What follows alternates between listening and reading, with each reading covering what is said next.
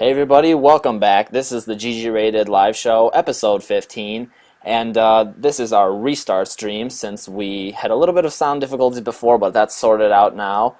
And I'm your host, the Iceman, and this week we're missing one member. Hydra's out on vacation.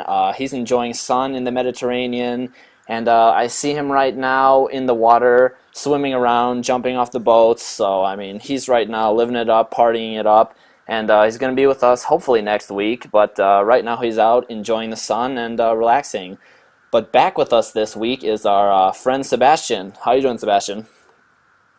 I am doing good, even though I have been responsible for weird sounds to happen on this show. I'm very glad to be back, and I will try to provide good and insightful comments rather than disturbing noises. It's good to be back on GGRated, Iceman.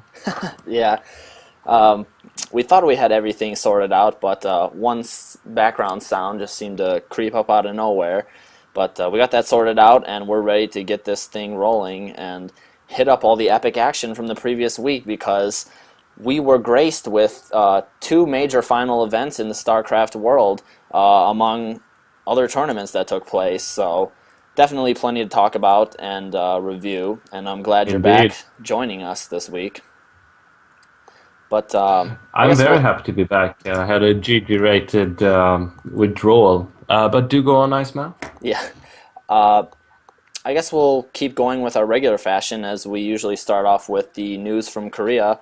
So let's head into the GSL May as things wrapped up in Korea, and then we'll move on to other foreign events. Sound good?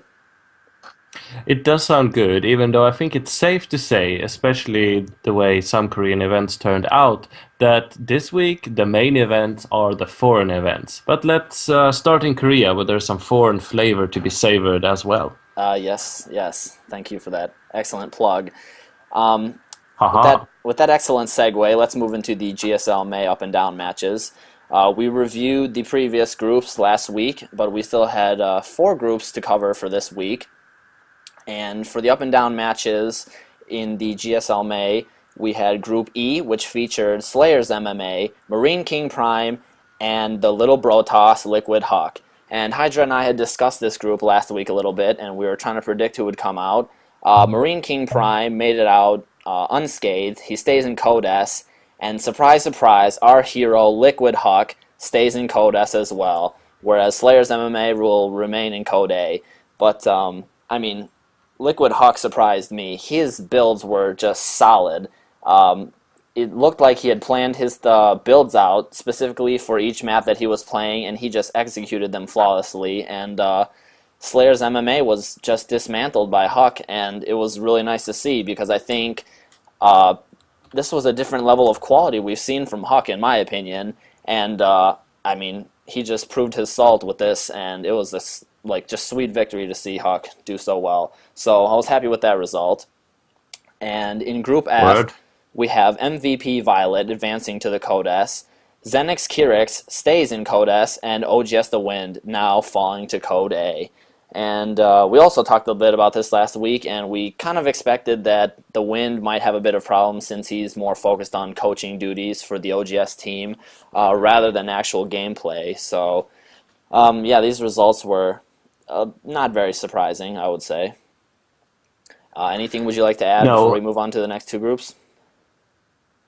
no, I can only reiterate how interesting, and if there's any upset or unexpected thing in these results, it would be that Liquid Huck stayed in there. Not because I don't believe in him, but simply because he has had a hard time proving his worth in Korea, and now he has cemented the fact that he is indeed Code S material.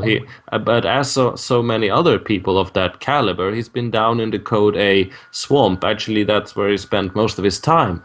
And now he is showing us that the foreign presence in Korea is strong and represented by him as well as others. It is simply great to see, and something that many had stopped believing in. Mm-hmm. Definitely. Let's move on to the groups G and H, and we'll go through those rather quickly. For Group G and H, Group G, we had I Am MVP advancing to Code S. This is where he belongs, and his level of play basically dictates and shows that he's obviously in the Code S, and the little slip up where he fell to the Code A was just that, a slip up. And for me, this is great news to get one of the powerhouse players back into the Code S, into his natural habitat where he belongs. Also joining him, TSL Rain will be staying in Code S, and Startail Rainbow will now be in Code A. Moving on to Group H, Startail Bomber advances to Code S. He was quite the powerhouse in Code A this past season, so this was not a very shocking result, really, to see him go to Code S. Foxlin, now in Code A, and OGS and Snare stays in Code S. So I would say those results are pretty straightforward. Anything would you like to add to those before we move on to the main meat of the GSL? No, only that it's very nice to see MVP back where he belongs. I grew quite fond of him up there at the Lonely Mountain top, and he makes quite a striking image up there. So GG to that, but not overly surprising. He's very skilled as well as the others. And also I'm very eager about moving on to other topics here on GGRated today. Right. Let me just pull up real quick all the charts for who's actually staying in the Code S and who's actually advancing, etc., etc., because I have some screenshots of those real quick. Let's do that. Real quickly, as you guys can see on the screen, you should be able to see that there are a few players that have made it to the Code S, as well as a few players that will be staying behind, and just reviewing all these groups. For the up and down matches, the players who advanced to the Code S were MVP. Oh, sorry, this is advancing from Code A. MVP Keen, Zenix Coca, TSL Live, MVP Violet, I Am MVP, and Startail Bomber. So those were the players advancing from Code A into the Code S. And now let's look at the players who remained in the Code S real quickly. Players staying in the Code S: Zenix Björn, TSL Trickster, OGS MC, Hungen Prime, OGS Zenio, Marine King Prime, Liquid Huck, TSL Rain, Zenix Kirix, and OGS and Snare. So cheers and hats off to those players as they earned or remained in the Code S. But enough with that, let's get to the finals. I'm sad that Hydra's not... Oh, sorry, go ahead. No, I just wanted to make a bit of an oomping sound to the finals. Go ahead. Thanks. Sad that Hydra's not here this weekend, because I'm sure he would have had something to say about the finals that took place. For me, frankly, I was a bit disappointed. It was a 4-0, and I was not expecting this. Inca showed a little bit more strength in the group stages and playing through all the rounds of 32, 16, etc. And he just got to the finals, and it felt like instead of shooting himself in the foot, he took a shotgun and blasted his legs off, because he basically was his own demise, and Nest-T just destroyed him 4-0 with little to no resistance. And it was kind of funny, before the matches start, they were doing an interview, and Nest-T was saying that Protoss may be strong, but Inca's play is not, so he was going to defeat him quite easily. And then Inca had replied back to him that Nest-T is old and he should retire. It's time for a new champion to take over. And I thought that was funny, because Nest-T even predicted that he would win 4-0 if he had won the first match. And his predictions came true exactly like he had said. And I mean, Inca just... he was his own undoing. He just kept going with the same build where he would rush to DTs, and he just messed up with his control of units many times, and his decision-making just seemed to be quite faulty. I'm not sure if it was the pressure of being in the finals or what it was, but he just seemed to struggle, and Nest-T rolled him. And many people I know were disappointed about the results being so one-sided in the finals. But I mean, that happens sometimes. Anything that you would like to add to that, Sebastian? Well, first of all, I do enjoy seeing Nesty, the Zerg King, take another GSL prize. Zerg Bong, as I'm fond of calling him, he has made such a success story out of being a sucky Brood War player, and I simply enjoy his way of playing Zerg. So good for him. But to be fair, this was not a worthy battle. I don't know how OGS Inca ended up there. I mean, we have the whole GSL to consider, but he was an unlikely opponent for Nesty, who was a likely finalist.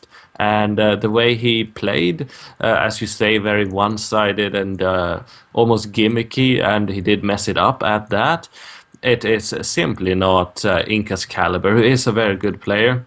He played very well at DreamHack. I had a privilege to see him play live, and he's solid. But he's way more solid in doing half-assed DT openings. As you know, I can only agree with all of Team Liquid and wherever else people argue on the internet. This was a bad final comparatively, and I don't know why. Luckily, we have the GSL Team League and other things coming up, but this was surprisingly very one-sided and not overly entertaining. Huh. Yeah, it's unfortunate that something as big as the GSL, something like this just happened to not work out as well as people expected. I mean, people I kind of hyped this up and they were expecting a big clash, but maybe some people weren't. But Nesty was just way too strong, and it was completely one-sided. And people were obviously disappointed because they pay for the awesomeness that is the GSL, and when it's a easy 4-0 victory, I mean that's a bit of a letdown. Anticlimactic finals, but luckily for us, we had some awesome action in foreign news, whereas the TSL3 proved to be the exact opposite of what we saw in Korea. And I know you watched plenty of that. Very much so. So I did, and that was flabbergastingly awesome, which I think is a technical term. And do we start off with the third, fourth place finals, Iceman? yeah, let's go with those Or real quick. do we go straight? Yeah, Yeah, we'll start off with the third sure. and fourth place finals. Believe you. Yes, As you I guys believe can you see- have an image of that. Yes. Empire Kaz. Sorry, what was that? I was just getting into the results. Empire Kaz, Yes. I mean, quite convincingly won over Hasu Obs and took the third place victory in the TSL 3. And I know you were talking to me a bit before the show started that Kaz just outplayed Hasu Obs, and I mean, just a strong player, so he deservedly took the third place win. And for me, the finals were quite action-packed. I know that you watched it quite in depth, and you've even been doing a bit of casting on your own time, from what you've been telling me. So I'll let you explain to our viewers a little bit about all the epic action. Well, thank you, Iceman. I have looked forward to the opportunity of talking to all the 4 viewers currently of GGRated about how great it is to be back in casting. And indeed, I've been focusing a lot on players that we've come to know and love from the TSL, partly because on a purely personal level, I've come to really appreciate their styles, especially since many of them are new on the scene, such as Cass and indeed Thorsane. We'll talk more about him later.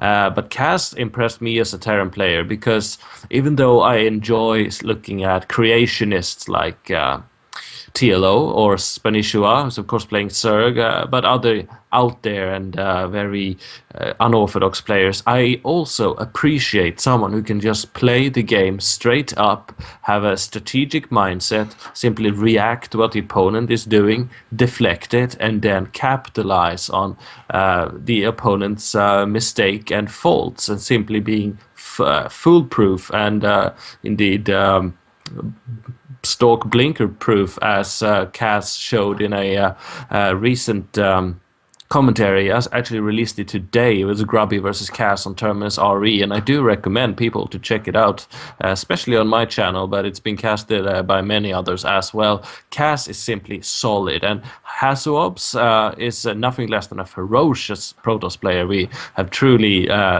seen that in the TSL, and seeing these two clash, I mean, it's the third, fourth place final. That is by no means insignificant. Cass here, who won, he got a direct seed into the TSL 4, and Hazuobs, I think he won't have to go through the entire grueling stage as well. I think he gets seeded into the round of 64 or 128, at least something like that. Mm-hmm. So it's a lot of not just prestige at stake. These players are pros, and Cass, for me, came out of pretty much nowhere. And he's just a beautiful example of playing Terran, and unlike many others, he's got a style that you as a normal player can mimic and learn from. It is simply solid, and he plays defensively because his strategy is based on not practicing with other pro gamers in a house. He plays thousands of ladder games a month. So you need to be defensive, you need to be reactive, and it pays off so well. It was a beautiful series. I say Cass won it quite convincingly, but Hazuobs, that is a fierce opponent as well. Yeah, and as you mentioned, no small feat wading through the immense pool of super players that we had on the TSL3. So, I mean, a third and fourth place finish in the TSL3 is nothing to sneeze at whatsoever. But as you were alluding to... Definitely not. Go ahead. No, go ahead and allude. As you were alluding to, there was even more action between two other newer players who have been recently showcasing their amazing skills. And I'm talking about the finalists, Naniwa versus Thorzane. And let me get that image up on screen. Thorzane just proved too much. Meat and potatoes. Yes. Thorzane just proved too much for Naniwa, as this was a full 7-game series, and Thorzane ended up being the victor here. And it seems that everywhere we've turned to lately, Naniwa has just been killing it. And I mean, this guy just seemed unbeatable. But Thorzane found the solution, and I believe you put together a nice highlight reel, so I'll put that on and let you go into detail over the games that took place. So I'll pass the mic to you now. Well, thank you, Iceman. Yes, indeed, I put on a bit of a highlight reel, and simply put, Naniwa, he won the previous MLG and did so very convincingly. And even though his name was fairly famous in Sweden and indeed Europe, he went there as a nobody comparatively, and he won that event so convincingly. Who would have thunk it? And indeed, before the final here between Thorzane and Naniwa, Team Liquid made a few humoristic videos, and the Naniwa one really highlighted how he uses the 4-gate to the utmost advantage. I do recommend you go to youtube.com/teamliquidnet for some funsies there. But here he was up against the Cinderella story, as he has been dubbed by the community, Thorzane, a Warcraft 3 player who started playing Starcraft 2 like so many others, and like so many others of that kind, they were pitied when they first entered the community. Oh, you have no experience of Broodborn, how cute of you to try. But he truly showed more than most Koreans, actually, because no Korean Warcraft 3 player, that is, has won a major tournament on the international stage yet, but Thorzane did. He and Naniwa got to travel to New York City and fight it out there. And for TSL 4, ladies and gentlemen, I'm sure there will be a spectator event where you can actually go and see this happen. But now it happened in a closed circuit, and it was ferocious. As Iceman already said, it went to a best of 7. I got a highlight reel that's rolling right now, and you can see some of the best glimpses of those matches, and it was beautifully casted by Day9 and Chill, even though there were a few entertaining casting hiccups, especially in the last game, which are worth watching simply because of that. But the pure testament of skill that was showcased by both of these players, it was nothing less than phenomenal. And Thorstein, he just had one leg up on Naniva at the right time, at the right moment. But the last game on Tal'Darim Altar, it was as drawn out, as epic, and as close on the razor's edge as you can possibly get in StarCraft 2 yet. It was one of those games that are up there on the top 10 of the entire StarCraft 2 year, I'd say. It was sublime, and it was its exact opposite at the same time. Very, very, very sharp StarCraft 2 players. But Thorstein, he has truly won the heart of the community. I mean, the Thorstein fan club on Team Liquid has so many pages and thousands of followers. It is a true Cinderella story. And next week, I will be myself starting to do more succinct casts, not just random pro games, but actually I will have a gladiator of the week kind of format where I'll showcase games of one particular player versus 5 different opponents on different maps, and hopefully by the end of the week I'll have an interview or a dual commentary with that player. And Thorstein, I so look forward to having him on the show and really getting underneath the skin of his style, his skill, the way he plays StarCraft 2. Can I hype this more, or just let the video do the talking, which is available on my YouTube channel with sound and music, by the way? Guys, this was so fantastic. It was all that the previous Team Liquid Star Leagues in Brood War promised, and it delivered. Team Liquid, they have their issues, especially when it comes to being friendly to newcomers, but man, when they put something together, they do it so well, and they've just raised the bar for anyone ever hosting a tournament, online or offline. And now, Iceman, I've been talking for a very long time. Over to you. Just listening to you say that so eloquently was just good to hear.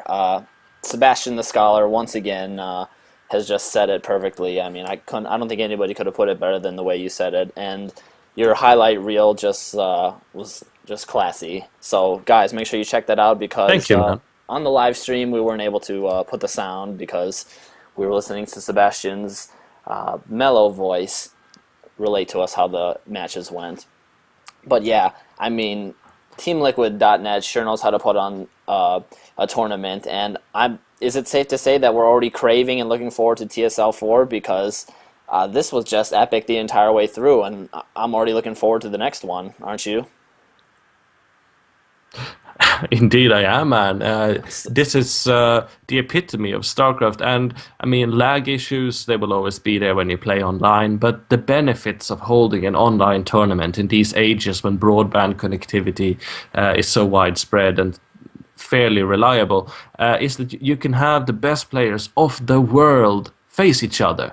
And you can have it happen live or on demand, and for no fee in this case. And I wouldn't mind paying $10 or $20 for watching this, absolutely not. And seeing this grow bigger and better with a live final happening somewhere in the world, New York, LA, wherever, I think it's safe to say that the GGRated crew aim to be there at the next Team Liquid Star League final, wherever that happens, and to live stream from the event as well, though you will most probably be watching the official stream. But in any case, this is so worth going to, so worth enjoying. Yeah, I wouldn't mind going to the live event of the next one, but yeah, you were so captivated about the thought of a fourth TSL that you just lost your breath there. But let us move on to other topics at hand, because we still do not have a shortage of excellent StarCraft 2 action. And in particular, I think we should move on to NASL and review the results which took place since we last broadcasted. So I will read through the results, and we can go from there, I guess. Would you like to read through the first two, and I'll read through the last two? Just split the duties a bit there. Why don't you take the first two, Iceman? Okay. I'll go for it. Reading from the results for the NASL, we have Sake beating Druby 2-0. Pain User versus Tyler ends with a credited win to Tyler for a 2-0 win. Zenio beating out Cloud 2-0. Boxer facing Mana wins 2-1. Sen versus Idra. Guys, if you have the ticket and you miss these games, check these games out because these are two huge Zerg powerhouse players, and this was an excellent matchup. So check out Sen versus Idra, and Sen ended up winning 2-0 there. Then we have Kiwikaki. Yeah, I watched that actually. That was really good. Yeah, it was. Kiwikaki faced Sheth, won 2-0. Vibe versus Artosis. No surprise, Vibe won 2-0. We have TLO facing Grubby. TLO wins 2-0. And Moon versus Rainbow. Moon won 2-0. And would you like me to continue reading, Sebastian, or would you like to take over the last two sets of results? Let me take over there, Iceman. All right, go for it. Again, if I can only take the opportunity to reiterate a little bit, that Sen versus Idra matchup. I don't get to watch the NASL as much as I want. That was really well worth watching. Yeah. But after, yes, and Artosis again got beaten by Vibe, as Iceman said, and TLO versus Grubby was well worth watching as well. TLO took that, and Moon also walked away with the victory. Then we had Swedish player Show versus Moman from France. I'm glad to say that Show won that. And also TT1 taking out NASL's own EG In Control. That must have been a little bit embarrassing, but TT1 is a well-known Protoss player, and I think In Control is a bit out of practice, but definitely not an easy feat either. Cruncher taking 2 victories off Korean player Ensnare. Now, I did not see that coming, and I was surprised to read it. Ensnare, I can't remember a game offhand from the GSL, but I remember him being good. And then we saw Dark Force being soundly defeated by White Raw, and I actually casted games from that series on my channel, so you can check that out. It was quite Dark Force. He'd wanted to win swift and early. White Raw prevented it like a boss. That was pretty beautiful. And then July Cirque stomping over QXC. I mean, I like QXC. He's my boy, as I'm fond of saying, but I like July Cirque more. So all good in that. Yeah. And then moving on to here. Nada versus Hey Pro, and there Hey Pro perhaps somewhat surprisingly took the victory, and I regret that I haven't watched that game myself because well, partly because I thought Nada would stomp over Hey Pro, but now my countryman won, and that makes me a bad Swede because I didn't watch it. Axlav, American Protoss, then took out Hey Pro in the consecutive round, and Strelok defeating Moonglade, Australian player that we've heard a lot from in his GSL endeavors, and Nada then taking out Kavai Rice. That's always good to see Nada moving on. He is the old school hope. Mm-hmm. And Canadian player DDE taking out Slush. That's all good and well. And then Squirtle. Now, of course, if Hydra was here, he would have a lot to say. Squirtle being the Korean pro and Protoss who impressed us all during the very first GSL Team League. He won well, and he did so in a unorthodox fashion. He took out Naniwa, who almost won the TSL and is a powerhouse. PvP, of course, being volatile. That was an interesting result. So a very exciting week in the NASL, which I must say is improving a lot. It's getting a lot better. The casters and the whole production, it is improving, and it's been well worth the 20 or 25 bucks I spent on it, being able to watch it on demand. Good stuff and many interesting battles. I would definitely agree with you, and the quality has been picking up. The games were always there, the players were there, and it just seems like things are meshing together nicely and slowly now. And it's definitely great to see something on the North American home front with such high caliber that's finally turning out to be a great event and a major event. And with time and with the money and the backing that they have, I mean, I see this growing into one of the StarCraft 2 superpowers that everybody tunes in to watch. So I'm definitely proud to say that that's being hosted here in North America, in USA specifically. But if I could rewind a bit Yeah. to the matches that were casted, it was a bit funny. I'm not sure if you were able to catch the games, but I was watching the live stream, and Idra and Greytorp were the casters for the groups with Moman, Show, In Control, Cruncher, and the rest of the gang. And Idra is quite the caster, I must say. I really enjoy his commentary, and you can just tell that this guy has a deep understanding for the game. Whether you like him or not as a player, you got to respect this guy's skill and his fundamentals, because he was just able to explain or predict everything. And he even brought some of the Idra, the BM, when they were commentating on Cruncher. Idra was mentioning that Cruncher is a no-name player who's just gotten places with cheese, and that's where his list of accomplishments ends right there. But it was funny to see Greytorp and Idra casting together, specifically because if you guys remember, there was that a little bit of an incident where Greytorp was saying off-air about how terrible Idra's play was. So it's this triangle of irony, I guess you could say, since Idra and Greytorp were casting, and then they were casting Cruncher's game. But good stuff nonetheless, and quite amusing. And the matches proved to be really good stuff. So, I mean, the NASL turning out to be another thing that's going to distract me from other things in life.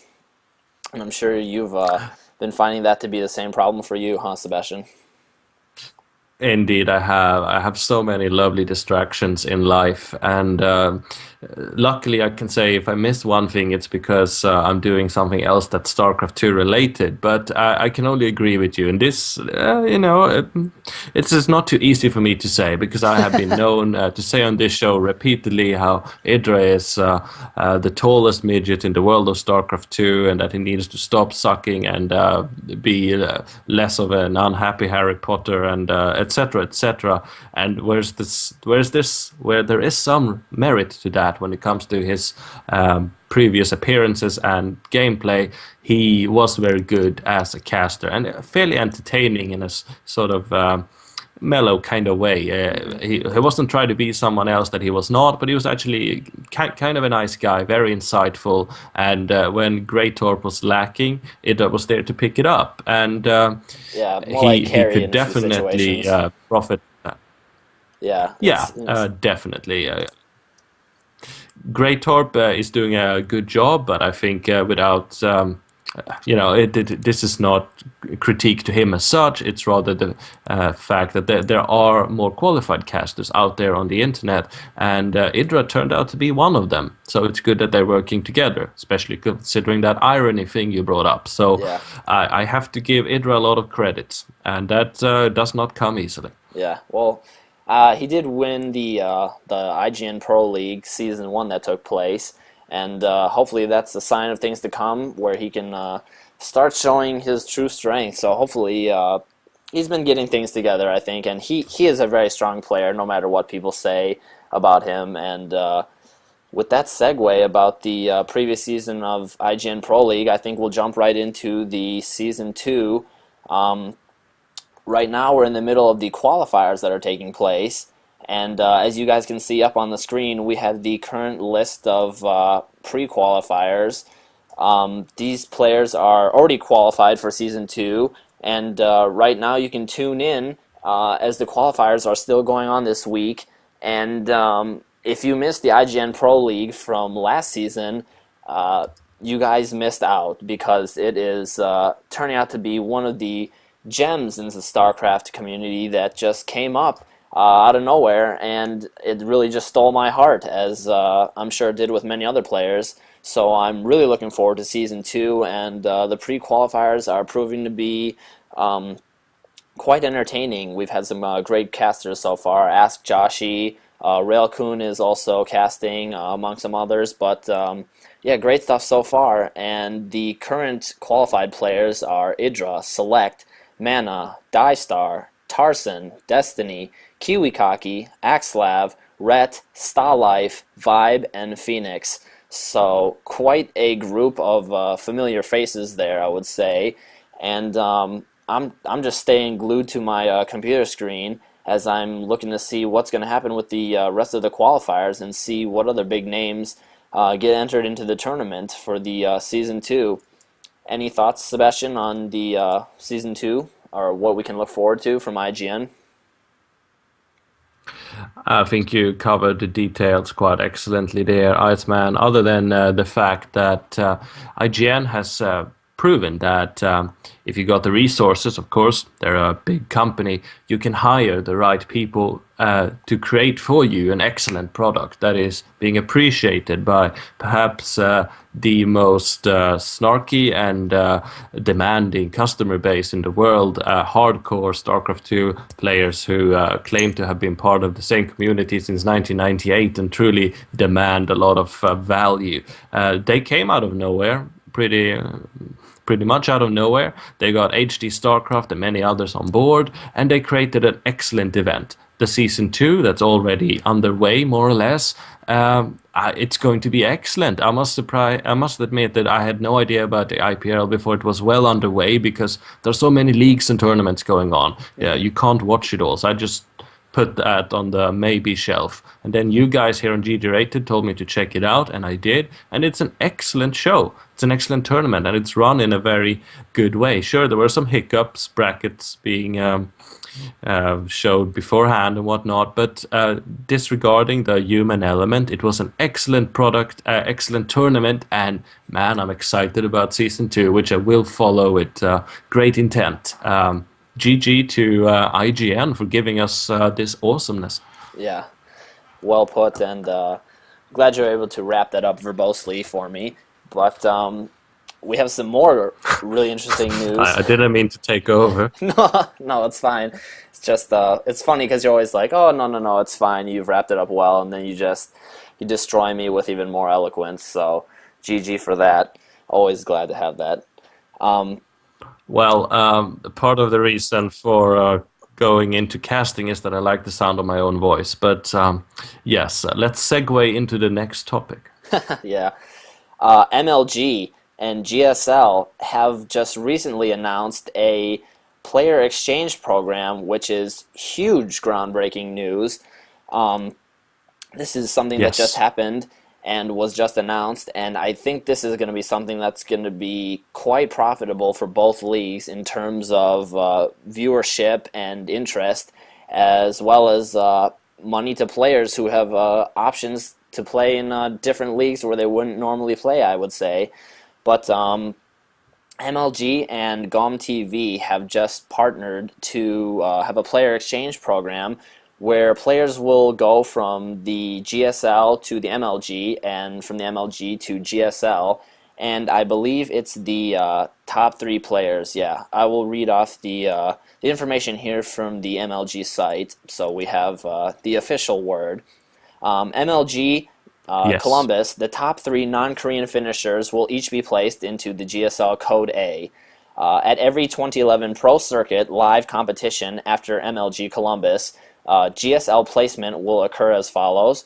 The Code S status will be awarded to the highest placing player within the top 3, regardless of country of origin, and who does not already have Code S status.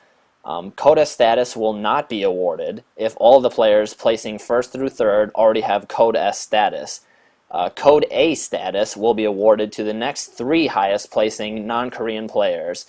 If Code S status is awarded to a Korean player or not awarded at all, Code A status will also be awarded to the 4th highest placing non-Korean player. And all the traveling and accommodation expenses will be made for the players provided by the GSL. So that's for pro players. And that's the amazing bit. Yeah, that's quite fantastic, because that's a big chunk of change that is being provided to the players for them. So this is good news all around for everybody. and that's for pro circuit players competing in the GSL. Now for the GSL Pro players competing in the MLG, the MLG will invite 4 Korean pro players to each pro circuit live competition. These players will be placed directly into the championship pools, 1 into each of the pools. Their placement in the pools will determine by their GSL rank. All travel and accommodation expenses for these players will be provided by MLG. So once again, that's a nice large sum of money that's going to be taken care of for these players. And for MLG Columbus, the MLG will be inviting players from the CSN tournament currently in progress. This player will be seeded into the open bracket, and their travel accommodations and expenses will also be covered.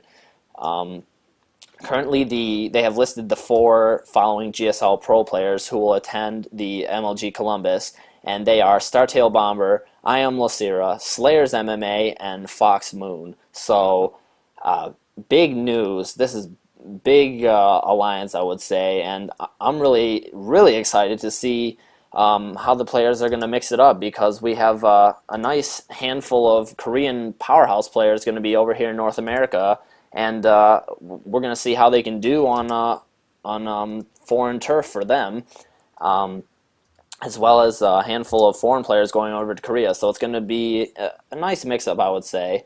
Do you have anything you would like to add, Sebastian? Of course you have something you want to add, so I'll let you add it. Well, I have nothing to say, but just that this is amazing. And you've covered the details so eloquently there, Iceman. And I can only add to that how beautiful it is. And now I'm quoting what the TSL commentator Chill said during the TSL Grand Final cast, that looking back at Brood War, where we all come from, more or less, and then the Korean sphere, where Starcraft was being played at the true professional level, was always another world, and it was only a one-way lens. We looked onto them, up to them, watched their games, tried to learn from it. A few brave souls went over and got trashed, but learned a lot from it and came back, like Tyler and Idra, who stayed for a while longer. And it was always a secluded, separate sphere. And I know me and many others, we talked about how will this change in the future. And we had ideas, but we did not foresee this to happen. It seems like things are merging at a very executive level. Blizzard and GOM TV, high rollers have talked to the venture capitalists behind MLG and decided we need to pour some more money into this. We need to connect these two entities that are otherwise rivaling each other, because they realized there are new leagues popping out from everywhere. I mean, I looked at HD Starcraft's personal invitational. It's got like $1,500 in the total prize pot. And that's getting millions of views every month. Yeah, and then we have the TSL, of course, that's so much bigger, but with very limited resources. People can set up high-profile events that people are watching and who is yielding revenue to someone. So they have come to the agreement and the conclusion that we need to work together here. We are the 2 foremost professional organizations hosting StarCraft 2 and esports events. If we're competing with each other, we will be overshadowed by some nerd in a basement that just knows all the players and get them to play for him on his live stream channel. We need to work together, and it's great to see that. The thing we dreamt about in Brood War, is becoming an international community, is happening. It's beautiful, Iceman. I agree with you completely. It's really awesome to see the melting pot of players, communities, and high rollers, as you put it, just come together to make StarCraft 2 one of the greatest, if not the greatest, competitive esport today. But, man, you're making my job easy here with all these awesome segues that you're providing. And with that segue, you were talking about merging of high rollers, and we have some more merging going on in Stockholm, in your home country of Sweden. And I know that you've been in connections with TLO, and you have some insider information you would like to spill here about the new Stockholm gamer house that TLO has put together over in Sweden. So why don't you let our viewers know about all the epicness that is taking place over there? Well, thank you, Iceman. I shall provide some information. Of course, there are no news to anybody that TLO is the main person and strategist behind this pro gaming house in Stockholm. That is, as you say, a merged hub for various pro gamers. It's not clan exclusive, as it is in Korea, where there, of course, there's a bigger player base. So this is a fully unique endeavor in the non-Korean world, and it's very much different from the Korean basis in many ways. But this is, of course, well known to everybody by now. I had been alluding to that during the early episodes of GGRated. And today I talked to TLO, who, by the way, said that he'll be on the show in the future, but today he couldn't because he's playing in the NASL like right now. And that, of course, has precedence. We do accept that. Of course, And but, he said, among other things, of course, but yes, viewers, TLO has agreed to come on the GGRated show somewhere in between now, MLG Columbus, DreamHack Summer, and the future. And he said that among many other interesting things that they are planning to do, there's one coming up, I believe, this weekend, which will actually be a unique and in all ways well appreciated event. It will be a charity cast, actually, a 24-hour charity cast taking place this weekend, where TLO and the other members of the Pro Gaming House, Morrow Show, and also HeyPro. We recently got news that HeyPro is returning from Korea, and he will be entering the house this week. Some see that as a failure. I see that as a rebirth, where a player who was very good but at the wrong place is now coming into the right one, and a better one than what he left, because he will be able to thrive in this pro gaming environment. So they will all be doing a charity cast, and the money will go to Doctors Without Borders, and that is indeed a very good charity.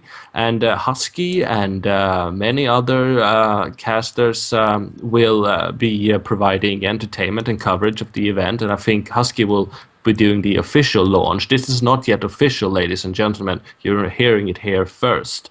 And these are the kind of things which are, of course, this is humanitarian, but it's also marketing. I know that TLO is going to talk to Swedish press, Aftonbladet, for those of you who are Swedish who's listening, tomorrow. And this is one way of bringing esports awareness into the mainstream. And this is what the Pro Gaming House is about, more than just allowing pro gamers to practice together and stream more consistently together. It's about extending esports, and you can do that if you collect talent at one place and make it accessible. So they will be doing a charity cast that will raise the awareness of professional Starcraft 2 in Sweden and hopefully beyond. And these are just some of the things we can expect, and they will all be traveling from there to MLG. The whole Liquid party will gather, and then they will return to Sweden, go to DreamHack Summer. It's just going to be like the StarCraft 2 variant of a band that's constantly on tour, and if they're not, we have a live stream window into their studio. Pretty amazing. Yeah, definitely. And I mean, that's just awesome. Awesome news in more ways than one. So I just got to say woot to TLO for putting together the house, putting together this humanitarian competition, and also for agreeing to come on the GGRated live show in the future. I know I've chatted with him briefly, but we're both quite busy, and I mean, I'm looking forward to speaking with TLO in person on the show, so we're going to be looking forward to that. And some awesome news that you provided us there from the happenings over there in the Stockholm Gamer House. But I think that about wraps up all of the topics for today. Stars Wars is still going on, I believe. I haven't been able to check out anything from that, but I know you have shoutcasted a couple of those games, so maybe you can just comment on the quality of Stars Wars that's going on, and we'll make sure to tell our viewers to check into the Stars Wars tournament that's still taking place. unfortunately, I've just been so busy with life that I haven't been able to keep up with every major event going on. But for those out there who are looking and seeking for more awesomeness, check out Stars Wars. But Sebastian, anything sweet to look out from Stars Wars? Absolutely, Iceman. And before I go into those specifics, I'd just like to say that Star Wars is one of those tournaments who do not get the love it deserves simply because it's been packaged in a way that it's slightly too inconvenient for people to open when there's so much awesomeness around. Back in Brood War, the Star Wars used to be a highlight of the year because you knew when it was coming up, like about now, and you knew you would be seeing some different games, some different battles, and your favorite YouTube caster would recast it for you. But of course, nowadays, a year later, things have exploded so much that they're kind of buried in the midst of things. You can watch pretty much all the coverage over at youtube.com/ICCupTV. They provide decent commentary. Now, I'm new in the commentary game and I don't want to diss any other fellow casters, but it's safe to say that these casters are perhaps not the creme of the crop, and even if they were, this is not getting the live stream love and the link juice that more high profile events get, and that's such a shame. But you can get the replays, pretty much all of the replays available, and that's what I've been doing. I've been casting, for example, OGS MC versus Loner and Fnatic Sen versus Startail Ace, and that's available on my channel. The particular Sen versus Ace match on Selnaga Caverns, that was ferocious, and whether you enjoy my commentary or not, make sure you check out that. We're getting some beautiful games because Star Wars, it's supposed to be a country versus country format kind of thing, loosely at the very least. So you get to see Korea versus France, I believe. Yes, just today I casted Slayer's Boxer versus French player Todd, which we haven't been hearing too much from him lately, and that was an epic 30-minute game on Lost Temple that's coming up on my channel on Wednesday. So we're getting a lot of good stuff from Star Wars. It's just not getting enough love from us. So if you're not watching the casts, download the replays. Yeah, definitely. I'm going to be spamming your channel over the next few days. I'm looking for select matches to watch. But thank you, Iceman.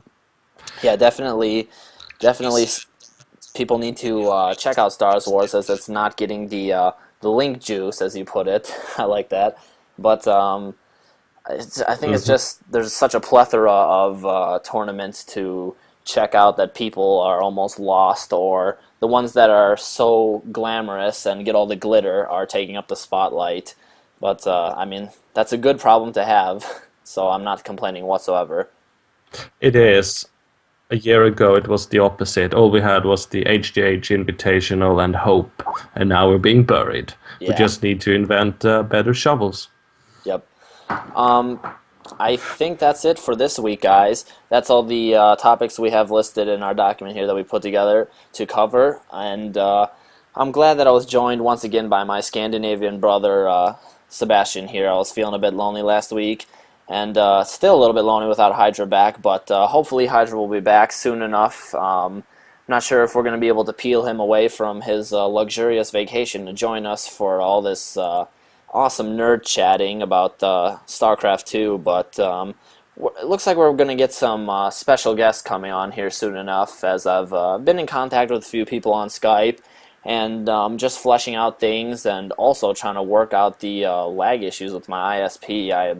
Seriously, I do not know what's going on, but I'm going to call them and give them an earful soon enough here so we can return to proper form, so our viewers can enjoy all the awesomeness, because people are not going to want to miss the special guests who are going to be coming on later on to our show, and we do not want to deprive them of the awesomeness that's going to take place. So, guys, thanks for staying with us.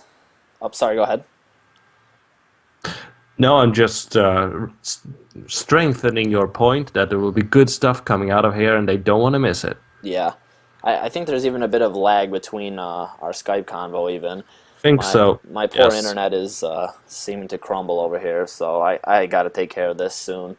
Otherwise, we'll be getting daggers from people. But anyways, guys, thanks again for tuning in. Thanks for staying with us. And for those who listen to the podcast, we appreciate your viewership in whatever media form you select.